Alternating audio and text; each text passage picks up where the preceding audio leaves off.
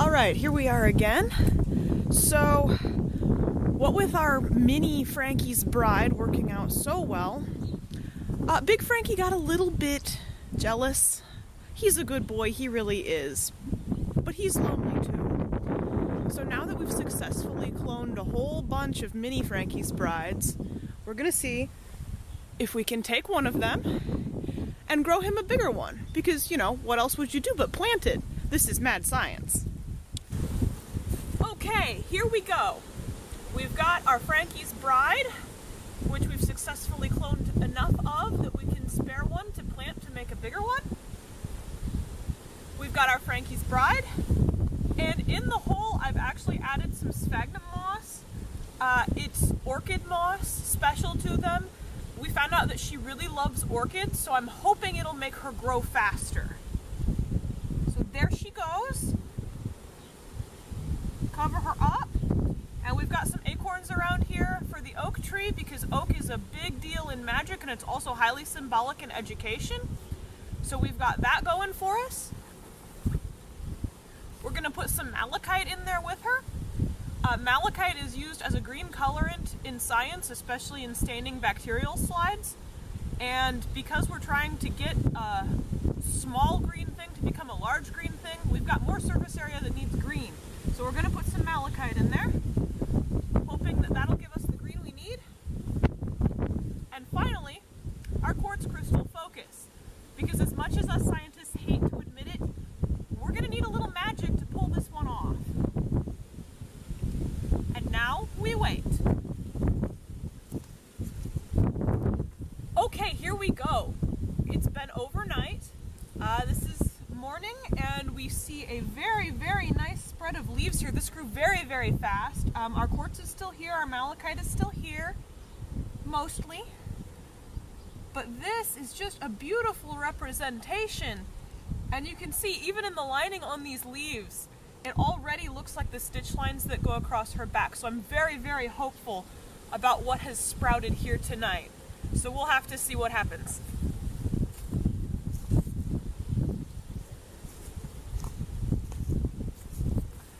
Okay, we're back again. It's been 2 days. This has really, really sprung up, even just in that 48 hours. Now this is beautiful. All of these leaves you see have that beautiful pattern on them. Again, very, very hopeful given that this is our result so far.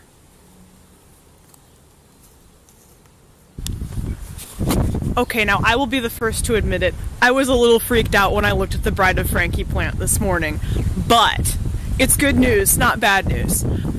So all of the leaves have actually gone away except for a very, very few, but come see this amazing, amazing fruit it's put out. Look at her. I mean, isn't that just the perfect thing? I mean, this is exactly what we were going for. And she's still got a little leaf on her, but I think it's time that we can pick this fruit. And there she is. And look at that, even straight from the leaves. Her stitch lines came through. Look at that. And look at that. That right there, that is a successful mad science experiment.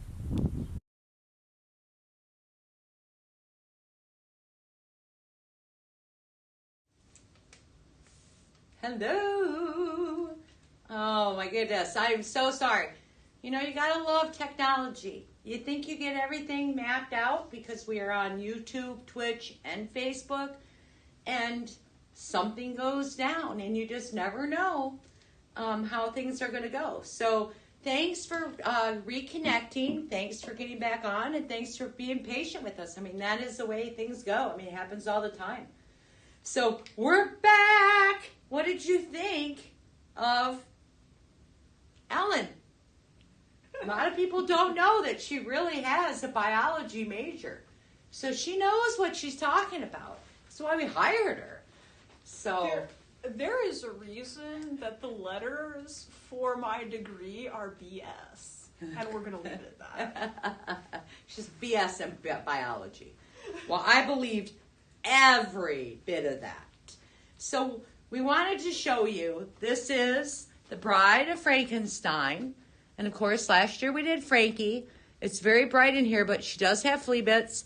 Ellen really wanted me to point that out. We absolutely love her. Love this. And we also have a mini me. And that'll go on live or at 9:30 Eastern time. So I'm going to pop these guys over here. We have some one-of-a-kind picks that we want to share with you that we, both Ellen and I, thought were on point or ratatouille. Bring the ratitude. We'll let Ellen show hers. All right. The first one I want to show is one by my friend Jess. And she did this Palouse named Containment Breach, biohazard symbol, skull and crossbones. Seems like a dangerous horse, right? Lights? Skeleton under black light. I'm gonna stand Full skeleton.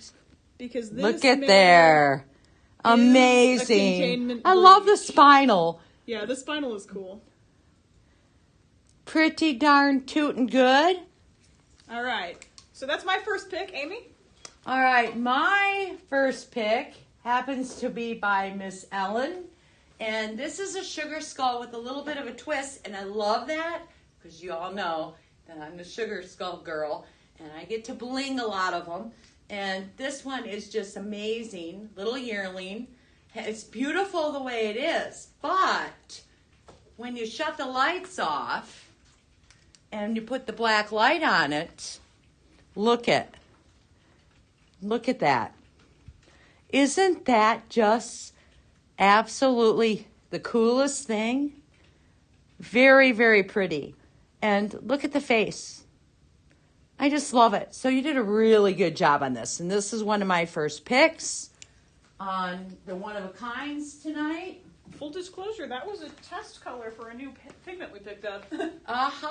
Well, that to me was amazing. And then I'm going to go segue right into my other one. This one is by Jess. Okay, so I just love this one. And if I could buy it, I would. But I'm going to save it for you guys. This is a beautiful, in my opinion, a presentation of a sugar skull on a horse. It's gorgeous. Did a great job. Look at the workmanship on that. And then, of course, I came back in and blinged it because I'm the blinger. But here's what sets it off for me. Look at the roses on the hoofs. I just love this. It's nothing over the top. Rats for feet. Oh, yes. Jess, you did a great job. The name on this one is Marigold. This is probably one of my favorite one-of-a-kinds tonight. And your other sugar skull toe, which I'll show, which I'll show here in just a minute. But beautiful representation of a sugar skull.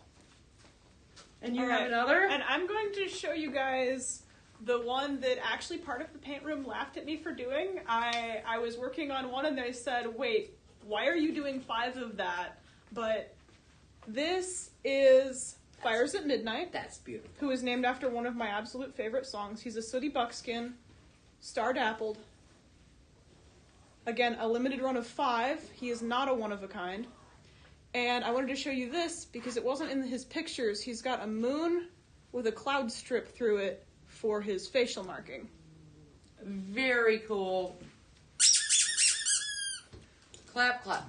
Clap, clap, clap. So again, those are a couple of ours that we really liked. I'm hoping you're enjoying the videos. Of course, like I said, it's something that we get to go do and have a little bit of fun. Or we did them on weekends. Yeah, somebody did them on the weekends. We had a lot going on. Oh. But, and Ellen, thank you for that. I think As long as y'all are enjoying them, it was worth it. Yeah, so thank you, thank you, thank you. We're going to go into our Swamp Thing video now for yes. y'all. Swamp Thing. We went on a quest for this one. Yes, we did. So stay tuned. Watch the video below. We'll be back in just a minute. All right. So we have heard some crazy sounds around here, and right now we are fairly close to water.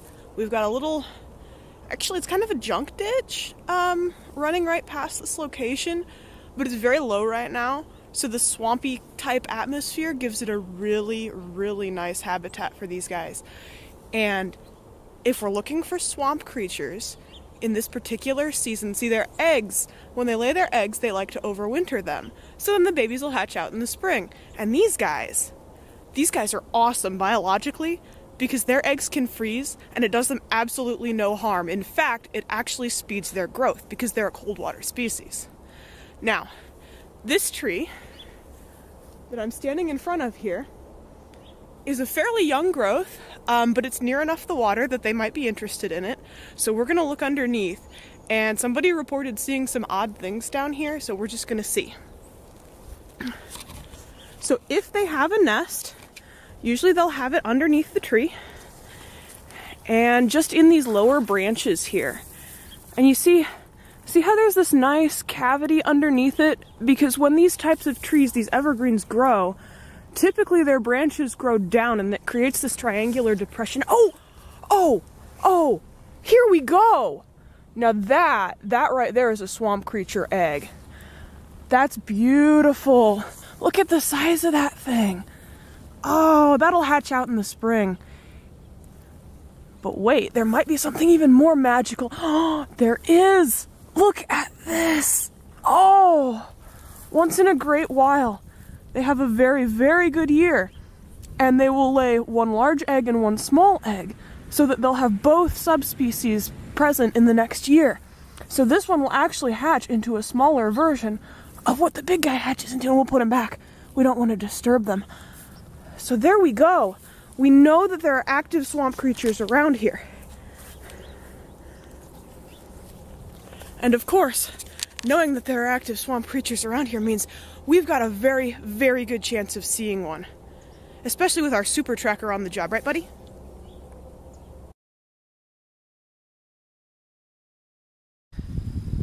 Alright, we're still here. We've camped out at the nesting site. We've been out here almost a week now. Still haven't seen any more sign of a swamp creature than just the nest. But that's not uncommon. These guys will go underwater for the winter, and it is getting cold. It's been very cold at night.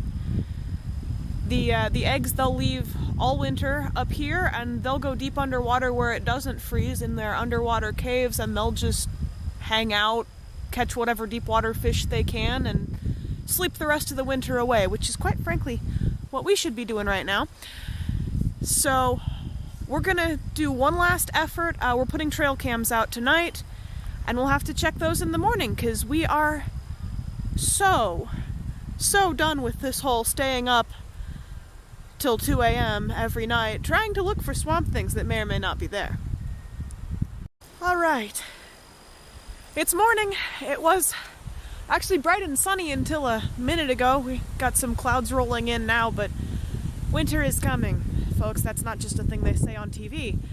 So we went out and checked our trail cams this morning, pulled the tapes, we reviewed them, and actually it turned out to be what we should have done from the start, because we got some swamp creatures and they were very, very curious about our cameras, especially the smaller species.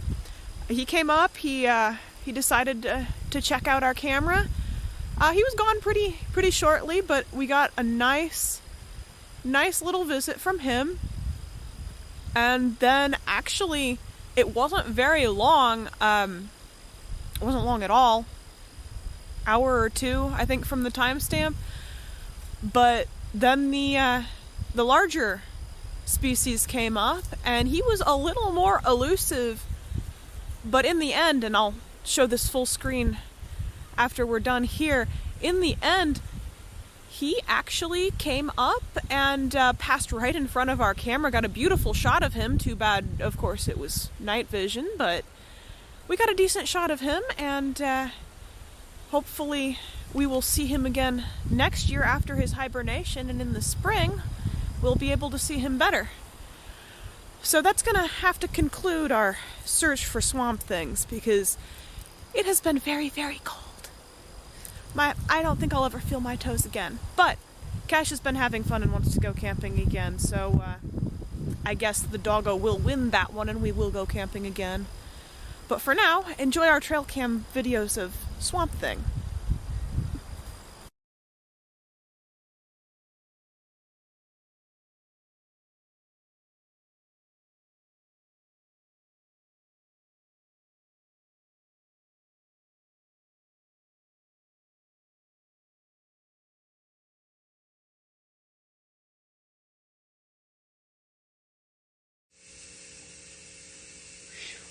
Swamp Thing has arrived.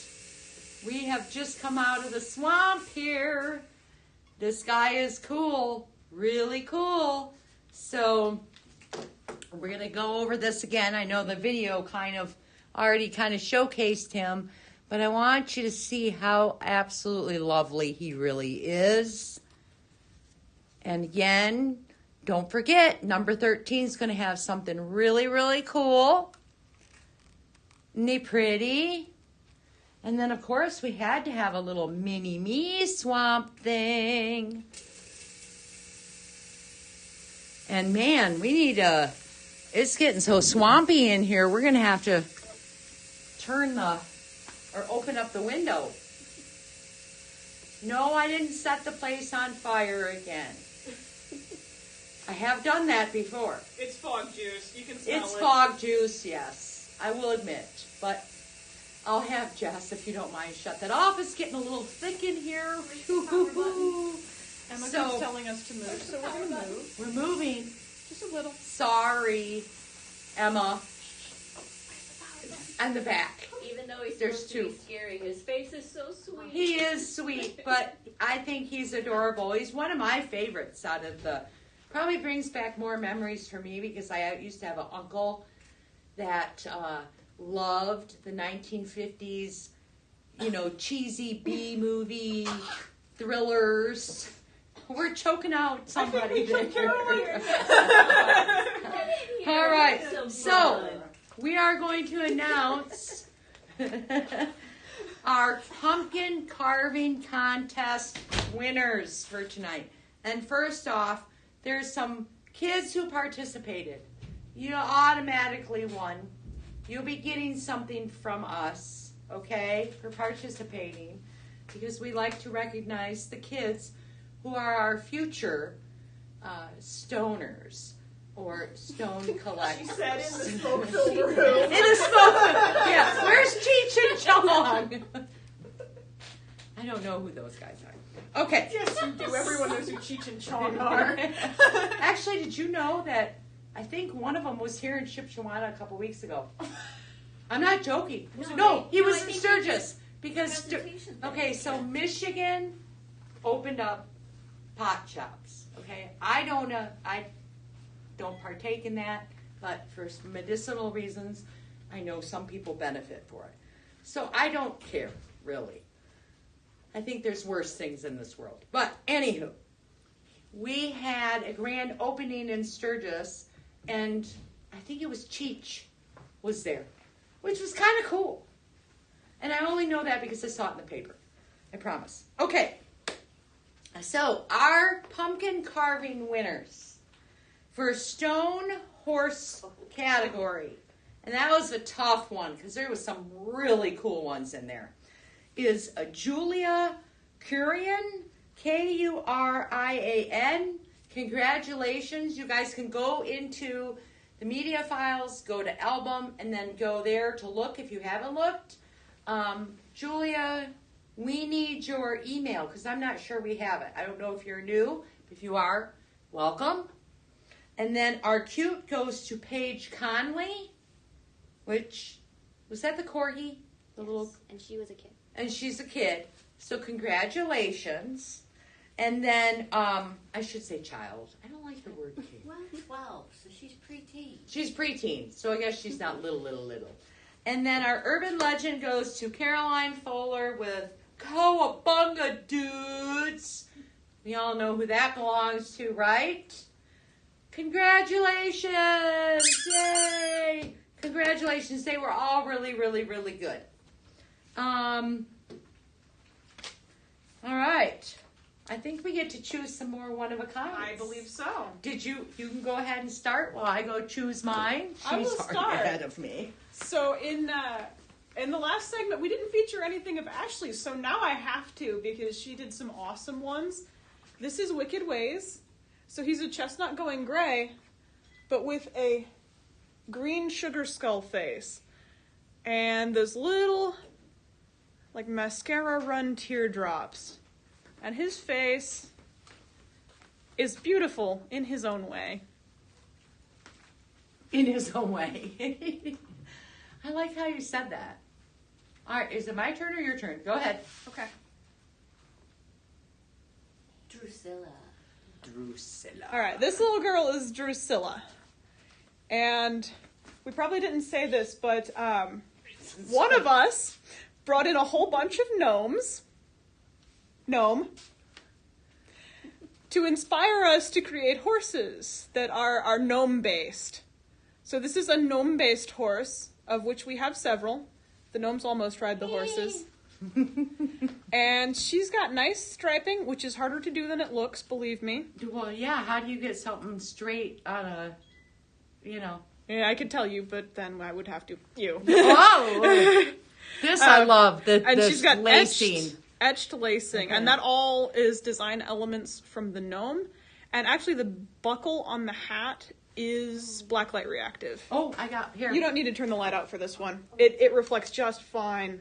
Oh, yeah, that's cool. See, we are so cool here at Stone Horses. So that's Drusilla, and now it's Amy's turn. Coolness. Okay. So, next up, and I think some of the things I'm picking might end up being unsung heroes. Like, it's not the first thing that you look at. But I really like the execution on this. And this is by Jess again. And this is so spooky. I'm a pun person, which I think most of you know that by now. And so I love that this is like it's sewn together. Our logo sits right there. Okay, well, So keep it that I can't see it, so there we go. Stop. All right. Very, very nice. It's like pieced together. See? Can y'all see that? That one is gorgeous, and that is by Jess. And then we have Graveyard Ghoul, and this one is also by Jess. This is a, I'm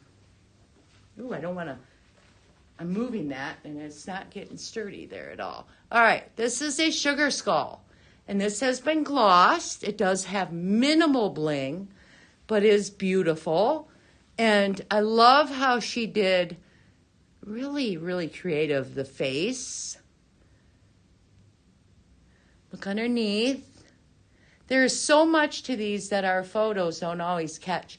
And then she put these beautiful little ghosties in the mane and the tail. And again, this is Graveyard Ghoul by Jess. And Jess just so happens to be here this evening. So thanks, Jess. You did a great job. Do you have any more one-of-a-kind picks there, lady? I can have. Okay. Oh. I'll do an interesting That's a good one. that I painted. He's the sooty buckskin-ish. Short mane, long tail, pretty standard, right? He's got a great name, too. Pretty non-standard, actually. So his full body actually is orange blacklight paint, but then when you get down here, you get into the red. So his name is Dapplejack. That's cute. That's really cute. Because he got the jack-o'-lantern in his dapples. Very creative. All right, next up we have Evidence of Foul Play. And this is classic Ellen. I love the fingerprints on this. And this must be maybe a victim of juvie Could or be. crime scene, one of the two. This is classic. It's We got- spend so much time getting the fingerprints off of things Yes. that we just had to put some fingerprints on things. Yes, exactly. And I think that's what I like it, because we're always constantly going over things with a fine-tooth comb, and we are human, so it does make it a little bit difficult sometimes. Oh, it's a fingerprint. Yep, there's fingerprints all over this one. So this one is kind of na na na na na na. Love it. Love it. And we should have had a big one of this. I figured I'd get yelled at. Okay, so I have one more that I want to show, and this one is cool too. This is another one that's black light reactive. This is a sugar skull, and the colors are beautiful on this. I know it's kind of hard to see, but trust me. Look at the pinks, the yellows, the greens. Just beautiful. You're in our logo. She's out. Yeah, I'm trying to get out of the logo, guys, but see, I don't see the logo, so There you go. isn't that pretty? So that is by none other than Ellen. Ellen, you did a great job on that. Thank you. I was turned loose in a dark room with fluorescent paints. Chaos ensued. Oh boy. Oh boy. Oh, for all of you Roan fans, I want to show you this guy. Honestly, you probably beautiful. can't see it very well on the camera, but he has an undercoat of color shift, and he shines kind of a greenish hue, depending on the angle of light.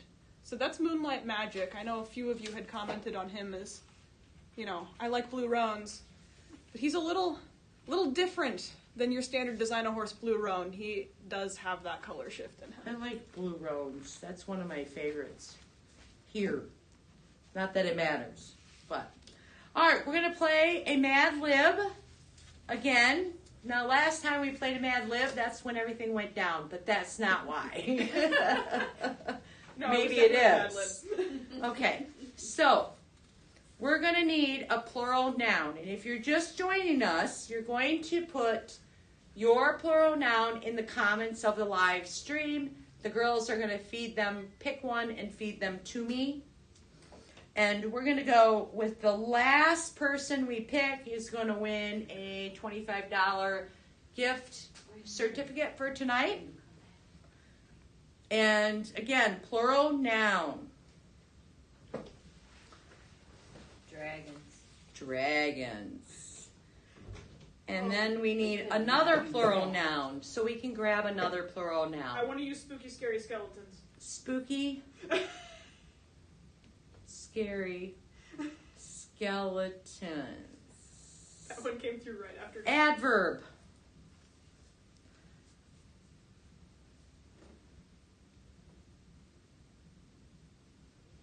Adverb.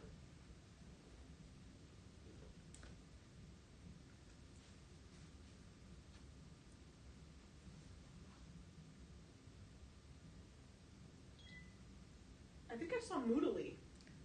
Mutily? Moodily. Moodily? Is that a word? Yes, it means you're moody. Well, I understand. I know what mood means, or moody, but I didn't know Oh, moodily. moodily is an adverb, definitely. Noun. We are now. Noun.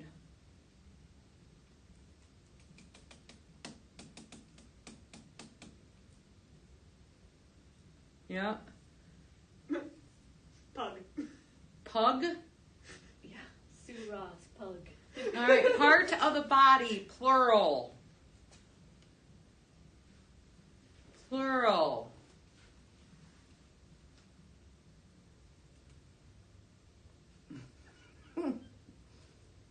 Blankly. Zombies. Part of the body. Boy, I've got a leg on my end. I've got eyes, noses, eyelashes. Teeth, hands, ankles, palms, Palms. palms. All right, plural noun. And the noun. So I need a plural noun and a noun.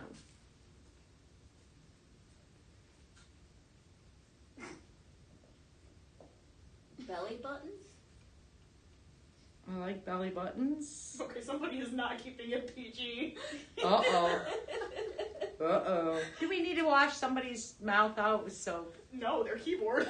Oh, there's okay. We'll blame it on the keyboard. Noun. Noun. We'll do tongue. Another noun. Oh, we had a werewolf in here somewhere. All right, we'll take werewolf. Adjective.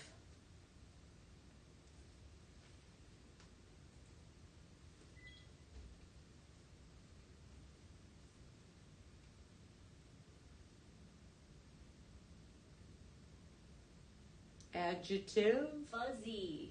Fuzzy. I like fuzzy. And then a noun.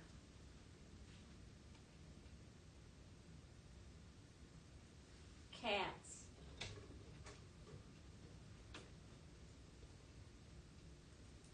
And then verb, past tense.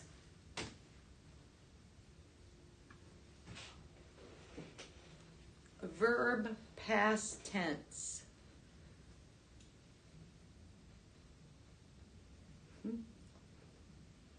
Splash. Splash is a good one. Adjective.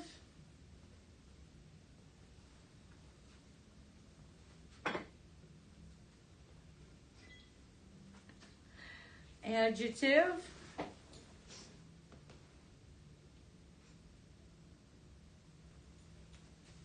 Funky. And then a number.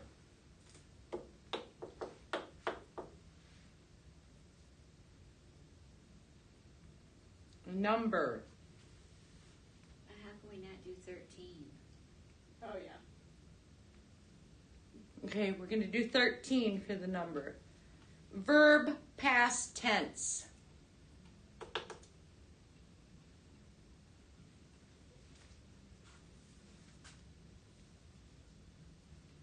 still getting numbers. Licked. I got licked. Oh boy. And then a noun.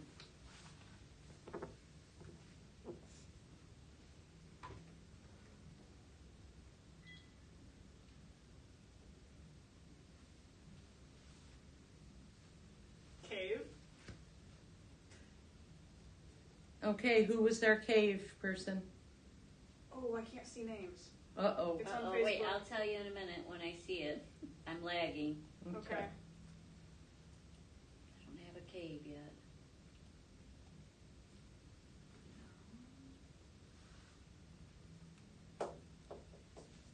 What? Jesse, see if you see it on yours. I don't see a cave. I will hunt it down.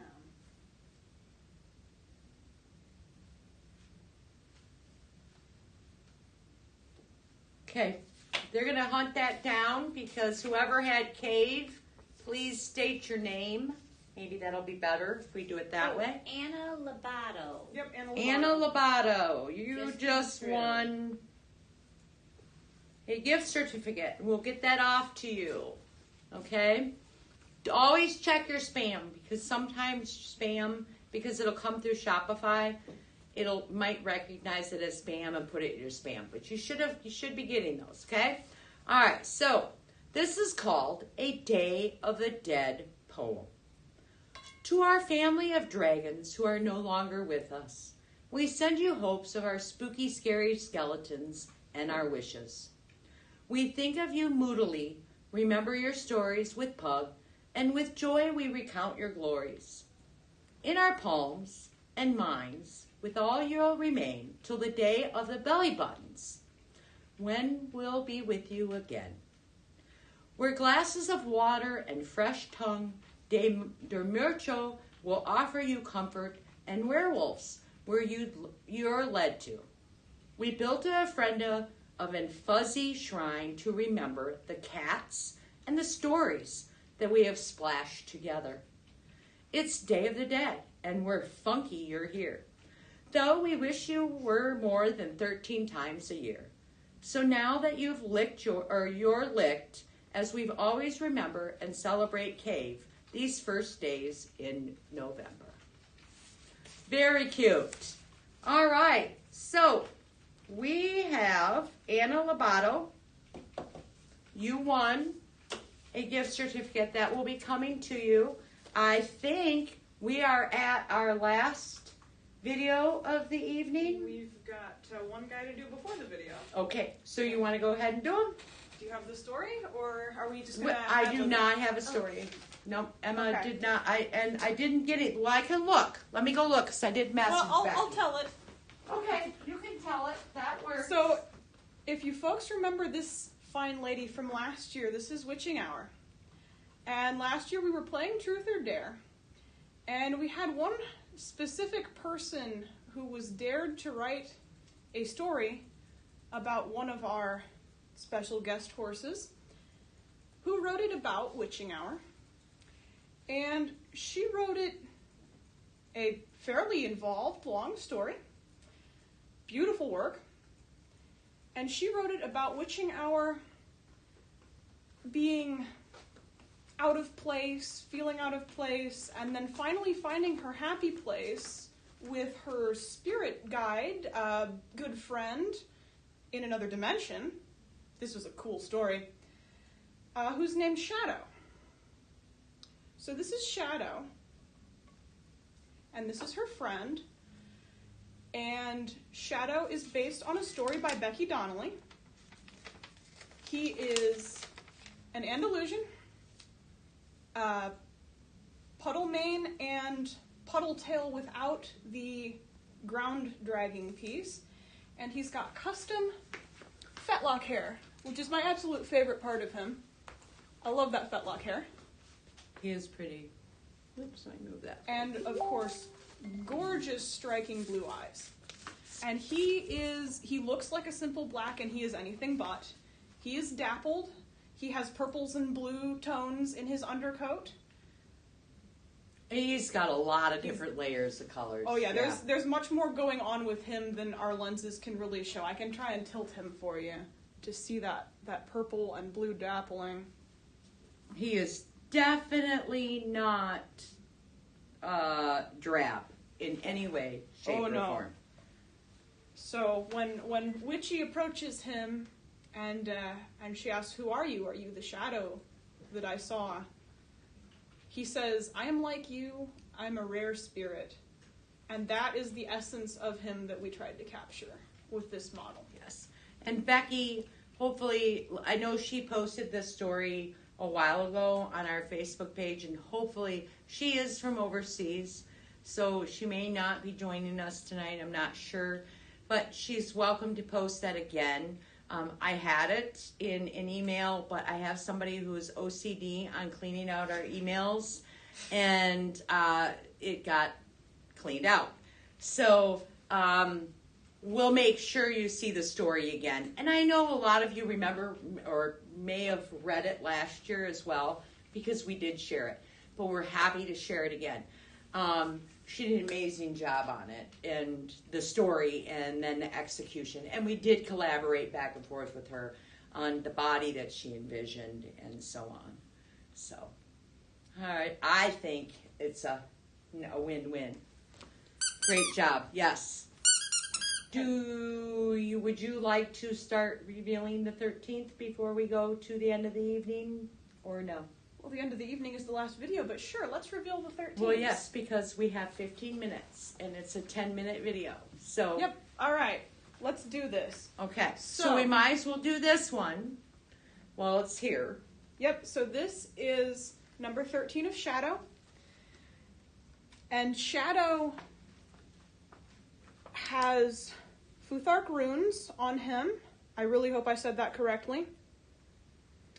And Ashley, who painted him, and I were both reminded of a song. You're right in the... Oh, yeah, of course I am. We're both reminded of a song when we saw him, and if you're familiar with it, it's called The Voice. And so his back says, "I am the voice," and it's, "I am the voice of the past that will always be. I am the voice of your hunger and pain. I am the voice that always is calling you." So it actually does That's cool. have a message. So that is him, and that is his runes. So that is number 13 of Shadow. Very nice. Ashley did a great job on that. That was a surprise. I liked that when you guys sent them up here looking to All see right. what your surprises were. Here's number 13 of Juvie. Juvenile Delinquent. She's got tipping, red tipping in her mane and her tail. Red around her eyes. And of course, like her father, bloody red handprints. I feel like that one's too intense. It's showing well on that screen though. Okay. As long as I back it up. Yep, and eyes glow too, Ashley said. And eyes. Oh yes, Shadow's eyes do glow blue. Just like Daddy, someone says. All right. And here is number 13 of Bride of Frankie, who we affectionately call Shelley after the mother of science fiction, Mary Shelley. And Shelley has tattoos declaring That was her love for brilliant, Frankie. too. Good job, Ellen. And she says Happy Halloween right down the belly. And again, you won't know. Better go out and buy yourself a black light. All right. And then next we've got Swamp Thing. Number 13 of him. Well, you're getting lots of likes on your Got this brides. nice swampy green spray up him. Look at that. Ew. Go, Jess, go. It's slime sludge. He's all slimy. And I believe it's in his tail too. There we go. It's in his tail too. If I can get, there we go. Now the light reflects, right? His eyes glow red. And his eyes, of course. Ooh, nice. Red. Nice touch, Too high in the Jess. video. There we go. Nice touch. Okay. Very nice. And then we've got Wolfie. So here's Wolfie, unassuming little werewolf Ooh. with Ow, ow, ow. howling wolves on each shoulder Oh. that will appear in blacklight. That's cool. And yes, that is the wolf from his artwork. Nice execution. Very nice execution. All right, should I show the sixth one? Sure. Well, they haven't seen her in the daylight yet. Oh, well. No, I think we're good. We'll Go show for you. it. We'll show you in the dark first. This is Bloody Mary. Oh, she's a mess. She is an absolute. Look at the thickness of that blood. Mess. Ooh, I love it. She's a mess at night and she's a mess by day. And of course, she has one good eye and one very, very haunted eye. Ew. Nice thick red. Very nice. All right. Yay. So that's all of our number 13s. I think those require scully hands. Oh, are you going to show her in the daylight now? Yeah. So we'll show you, we're going to show you Bloody Mary in the day right now.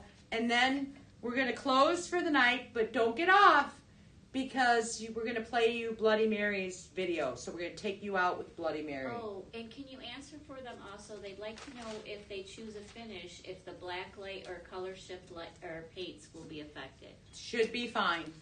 Yeah. And Okay. We can go over this again.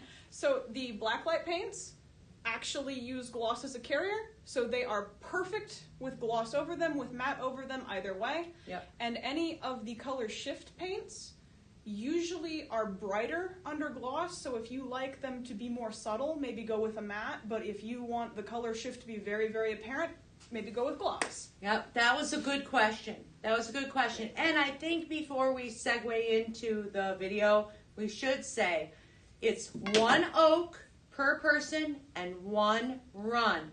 And that does include if you are going with one of the smaller runs, like let's say for instance your Fires by Midnight. I think there's 4 or 5 in that. 5 in that run.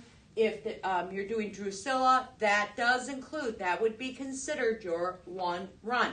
And I say this over and over and over again, and every year we get, oh, I didn't know. It is in red lettering in every description on the product. So if you click on Bloody Mary, it's going to give you the description, how many in the run, blah, blah, blah, blah. And then it says on the bottom, 1 oak, 1 run per person. We've been doing this for a while now because we can't keep up with production. There's no reason why you can't slow down and read this. This is nothing new. I hate to be the bearer of bad news, but that's the way it is right now. Maybe someday that'll change. But again, thank you, everybody. I hope you enjoyed this evening. Ellen, thank you very much for co-hosting. As always, you do a fantastic job. Linda and Jess, who are running everything in the background. Emma, who is up in the Yoop, running things Running from the show there. from there, That's yes. right. Thank you very much. Great job on your graphics. Stay on so that you can watch this video. It's my favorite, partly because I love the story, because as a kid, we told the story over and over again. So be sure to stay on. Remember, at 9:30, everything is going to drop.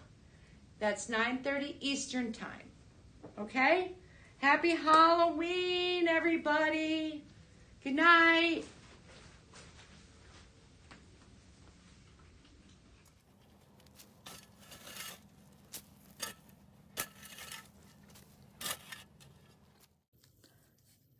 A young mare walked along the worn path between the barn and the stream, stopping for a long moment to consider the reflection of her pale face in the glassy water of the shallow pool at the spring. The walk felt difficult today, and her body ached with a kind of pain that hurts even the soul, no matter how beautiful her surroundings. The trees were arrayed in the fall splendor along the path, but she barely saw them, focused only on putting one hoof before the other.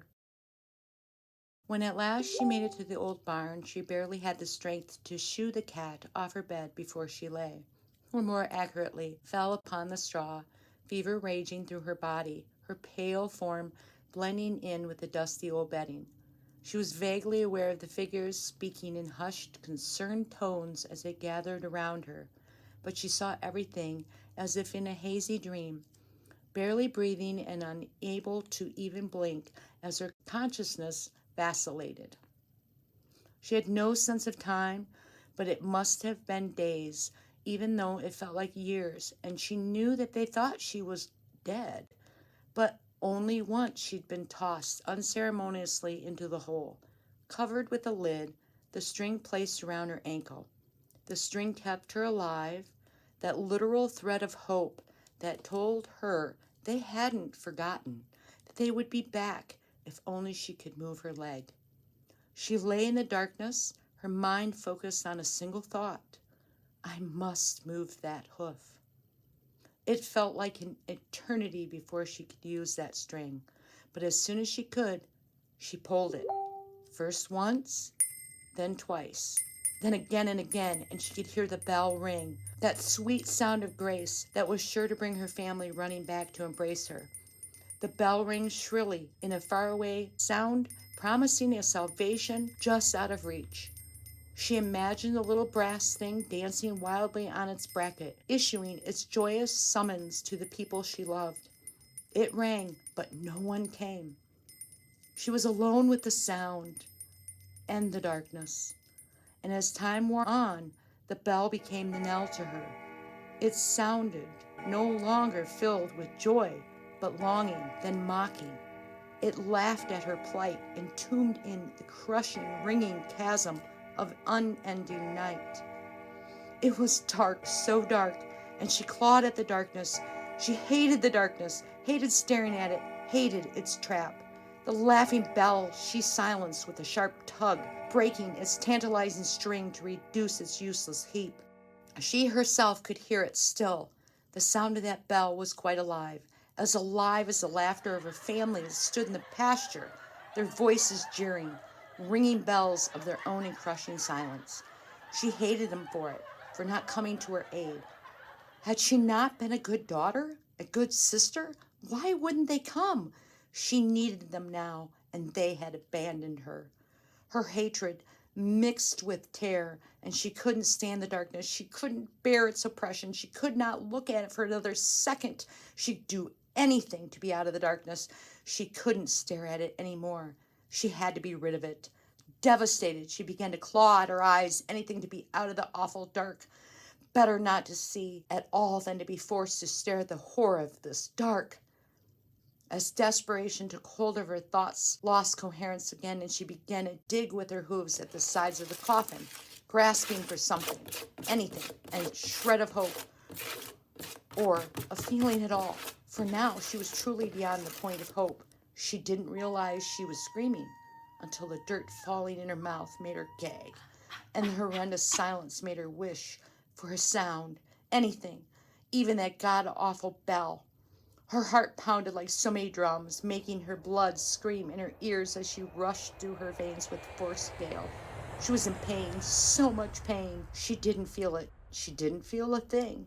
She was in such agony that instead of feeling the pain, she became it.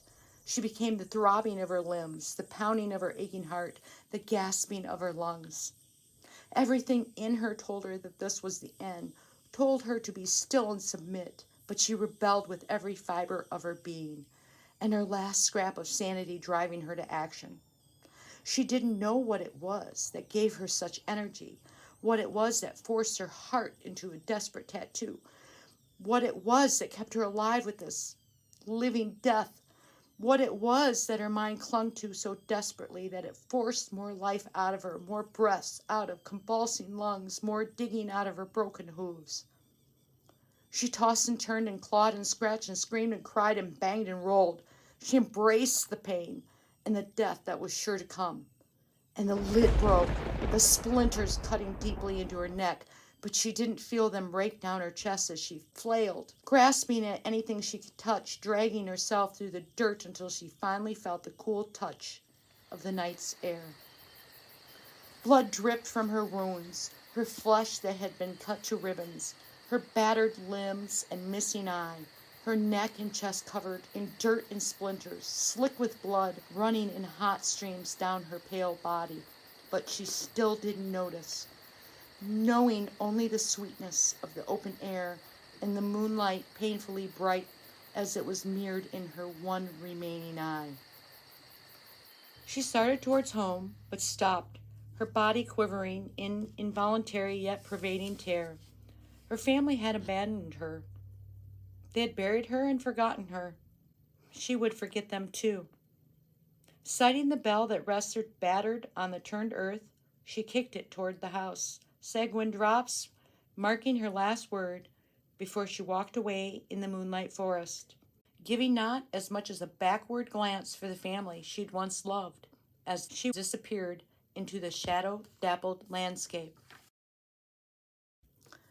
There are nights, though, when the moon is full, and the mist pours in the thick waves of the stream, and the shadows beneath the trees part around a still, shallow pool, that a young mare's face appears reflected in the water, and a pale figure can be seen on the path from the old farm, her skin scarred and her neck stained with blood as she looks warily around the property with her one good eye.